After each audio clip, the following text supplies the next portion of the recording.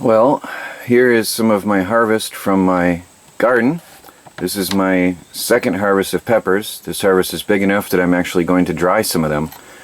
I've got jalapeno peppers. I forgot the name of these, and these were mystery peppers. They were not labeled when I bought them.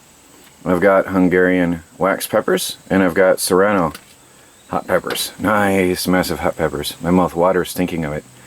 Now I'm going to slice these up and leave them on these cookie sheets and put them out in the sun to dry in the middle of the garden where that gets the most sunlight all day, and see if I can sun dry some of these and put them away, because it's not enough for canning, it's not enough for cooking or preserving. So if I can dry these, I'll have some chili powders to have with my meals. Oh, it's good stuff.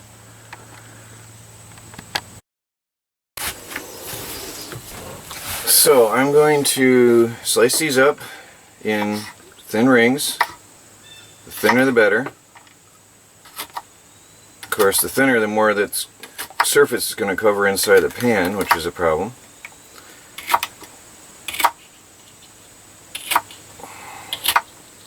I gotta remember to wash my hands thoroughly with soap and water after working with these.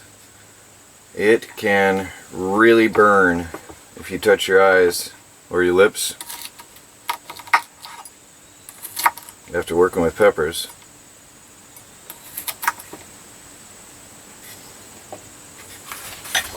And then I'm going to put them out in a single layer on the tray.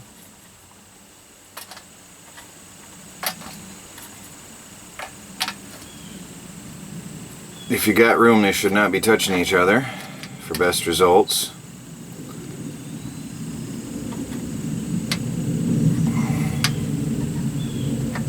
Oops, put the side facing up. Oh, this is strong. These are potent. Now, any seeds that fall out onto the cutting board are seeds for planting for next year. And that's why I'd figure out what I'm keeping for next year's harvest. This is amazing. This is non-GMO organic gardening. Beautiful. No chemicals were used in my garden this year. These are potent. You can smell how strong they are.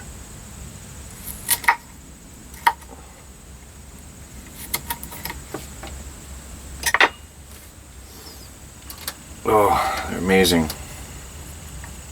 If I get enough for another batch, I might try pickling some of these. These are amazing pickled. And then on sandwiches, like Subway. Oh, nice.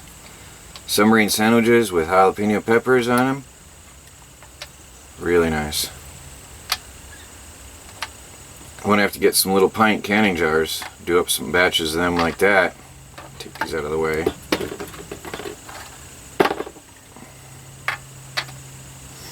Well, anyway, I'm going to continue cutting these up and putting them aside, and then, as I said, these guys here, between each batch of different peppers, what I'll do is set these aside on a piece of paper towel or napkin. Oh, it's burning my eyes. That's some powerful stuff. What I'll do is I'll set those seeds aside and then let them dry, and I've got seeds for next year, so you don't have to keep purchasing seeds or plants all the time.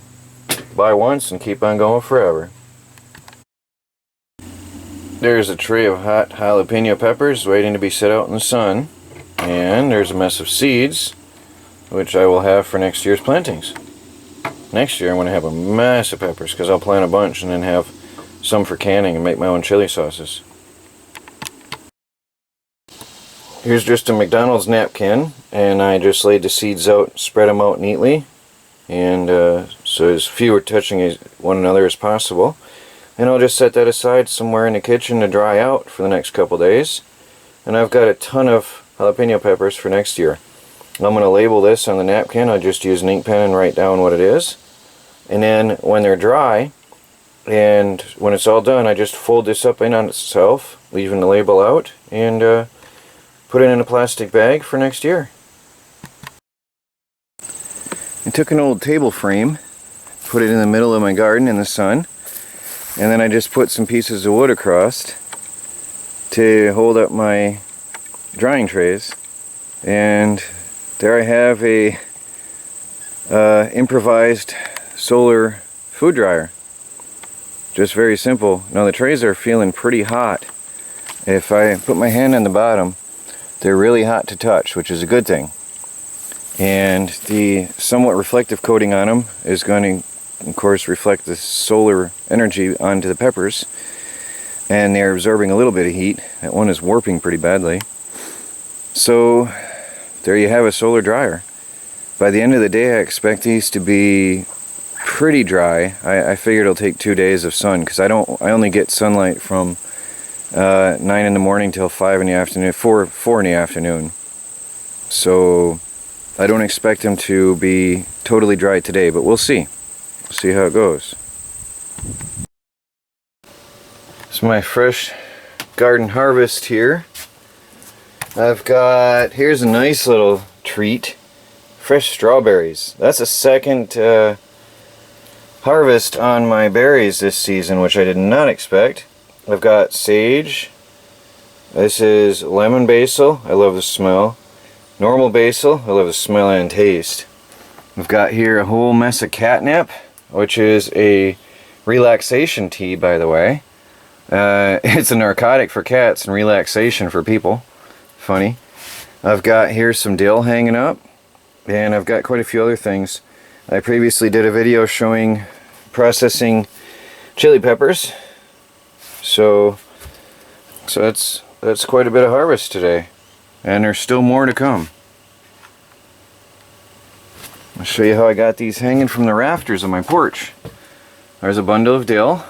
There's a bundle of catnip. Best way to do it. It's out of the weather, it's out of my way, and it'll dry up nicely here, because it's pretty hot out on the porch when the sun shines. I've got some grapes. They're little, because first year grapes. That's my vines I planted this year. I let the one grow some just to see what would happen. They're not very big, but they're nice tasting.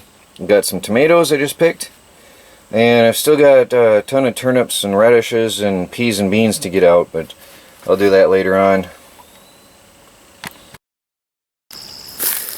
Okay, coming to the close on day 2 of drying my peppers. I think they're done.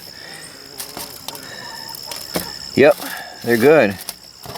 And I'm lucky. I was worried. Don't worry, I just washed my hands before coming out here. I was worried about them sticking, but they're not sticking too bad. I was really concerned that they would stick to the pan. Good, they're not. I should have coated that with something before I started, but I got lucky. So, dried chili peppers, ready to put in jars. It took 2 days.